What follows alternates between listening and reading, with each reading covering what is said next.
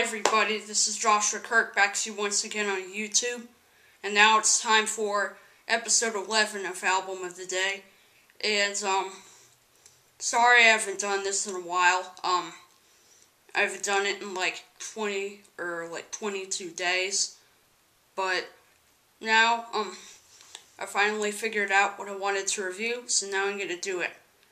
Now, I originally said I was gonna review my morning jacket, Z, but I've tried many takes of that one, and never seemed to work on any of them. So I'm just putting that off to the side, and now I finally figured out of a replacement to review. Now this one, it also took me like 3 takes to get to the one that I wanted. But hopefully take 4, the final take, will be just fine. It's fine. So now I'm gonna get right to it. So aside from all that, I'm gonna be talking about a band from Sacramento, California, called Cake, consisting of lead singer and songwriter Xan McCurdy, trumpet player and keyboardist Vincent DiFiore, guitarist Xan McCurdy, bassist Gabriel Nelson, and drummer Paulo Baldi. So they've been around since 1991, and they've been quite a huge part of the indie rock scene.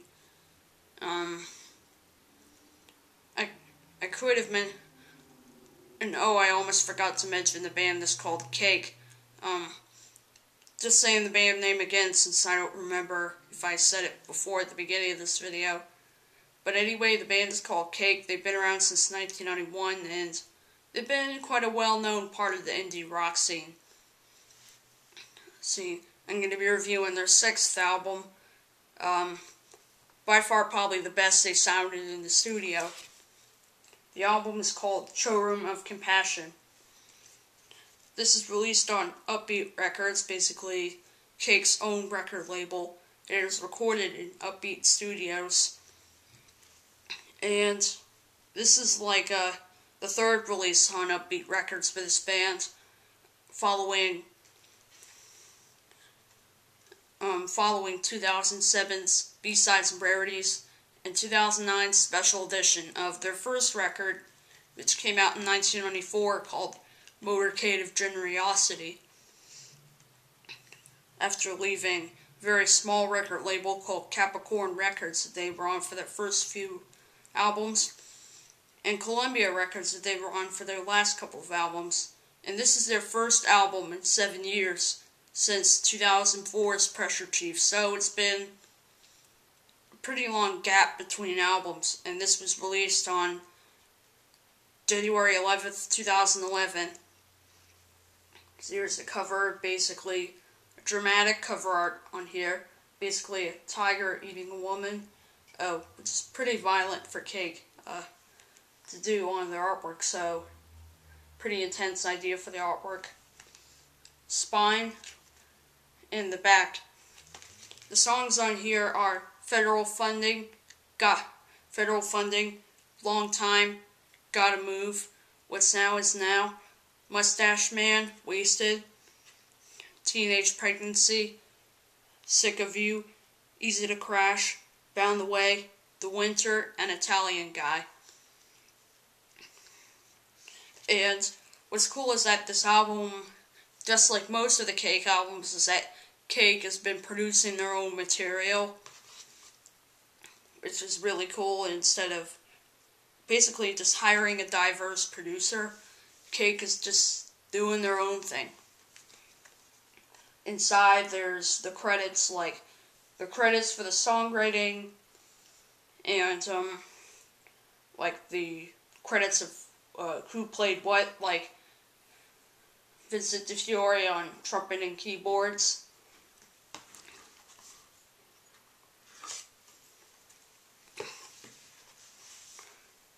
Yeah, just showing you the artwork again, including the inside.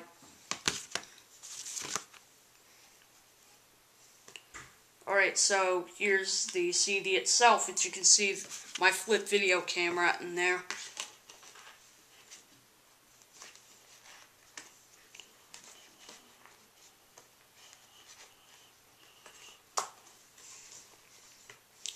Alright, so there's the album insides themselves. So now I'm going to talk about the album now. So the opening track on the album is a number called Federal Funding, and it's got sort of a blues feel, but not really a blues rhythm, just, it's got a blues feel to it, because it's got, like, some elements of a blues song, like some trippy drums, and, some really sharp guitars, or warm bass line, some horns, basically pumping into the background, and then, there's Xan McCrea's really thick voice, which I don't think Cake could, otherwise, like, survive with.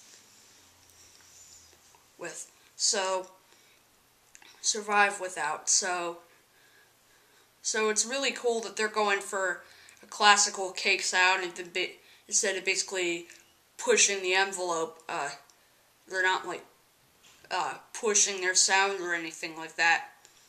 They're basically just following Pressure Chief, with, the classic Cake sound, which, is a good thing, because, you know, fans, they expect to have the classical Cake sound on the next album, even if it's like a 7-year gap between these two albums. The second track is called Long Time, and it's the, second single off of the album. There's a really cool, string assemble keyboard going on here. On here, which adds a nice touch to it. Like, there's these keyboards that have all these cool special effects on it, of, like, strings and flutes and all that stuff. It makes sense that Cake is writing a song called Long Time, because it's been a long time since Cake has put out their last album, so it's no surprise that they have a song called Long Time on here, because thankfully I bet Cake fans are thrilled that they're finally back with another album after staying so busy for the last few years with all that touring, all that they've had around the world. And then at the end of the song, there's a 1-minute intro at the end with noise, with basically this amazing trumpet solo from Vincent DiFiore. And then there's like this weird siren noise that I'm hearing in the background at the end. So it's all a really cool touch on here. Track number 3 is called Got to Move, which is like a more emotional, more melancholic song that's beautifully done. With a catchy chorus and all that. That very simple, not much to it, but it happens to be one of my favorites on the album, just because you can feel the emotion and John's songwriting on here. Which he's pretty much known for. Track number 4 is a song called What's Now Is Now, and it's actually a cover of a classic song by Frank Sinatra, and believe it or not, I've never really heard the Frank Sinatra version, but I will tell you that this version of the song is fantastic, by the way. Beautifully done, and it's definitely got that Sinatra vibe to it, so I will admit Frank Sinatra would have been proud if he were still alive. He would have appreciated this cover that they did.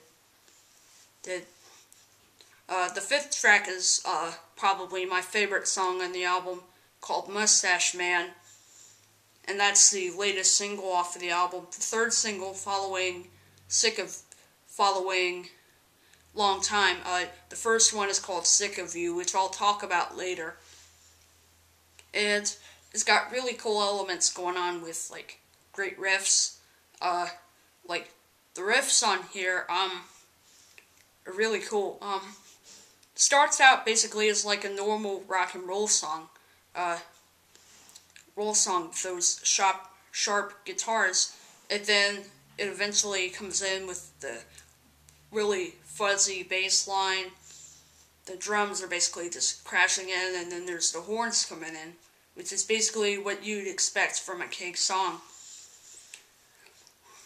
And then there's Xan McCurdy singing in like this very powerful vocal, basically.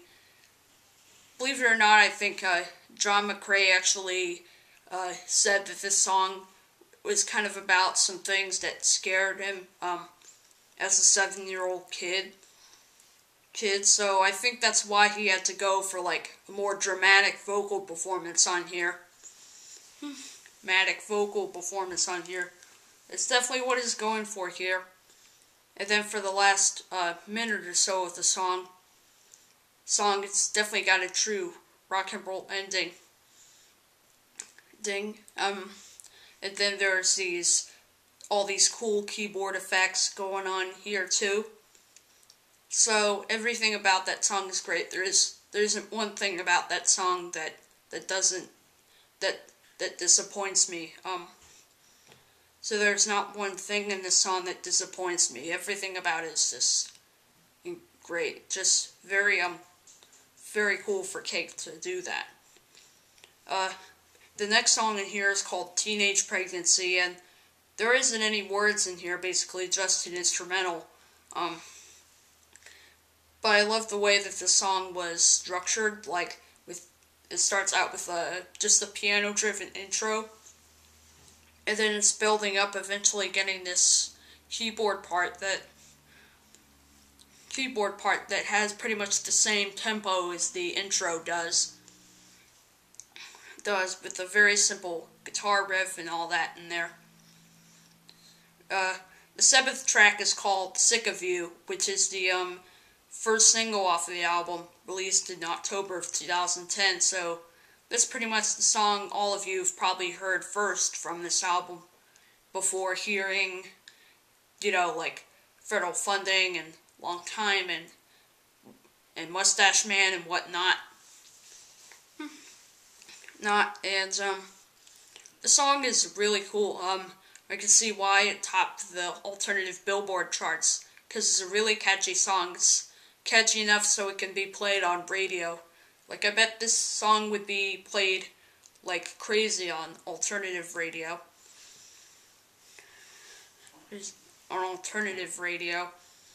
It's got a catchy guitar riff, a catchy bass line, and basically Xan McCurdy just singing all these lyrics about how the circle of criticism kind of builds, eventually and then eventually you get sick of yourself. So it made sense that Cake decided to make a song about it, since not only does their quirky style make them such a great band, but also the almost sarcastic songwriting coming from Xan McCurdy.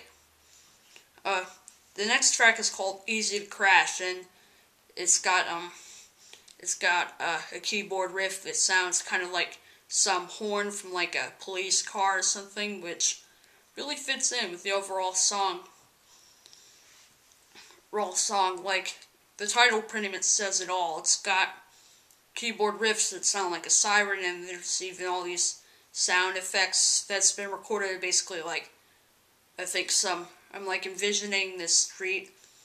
There's a city with all these apartments in there, and then there's all these cars driving around, just sort of going, and all that.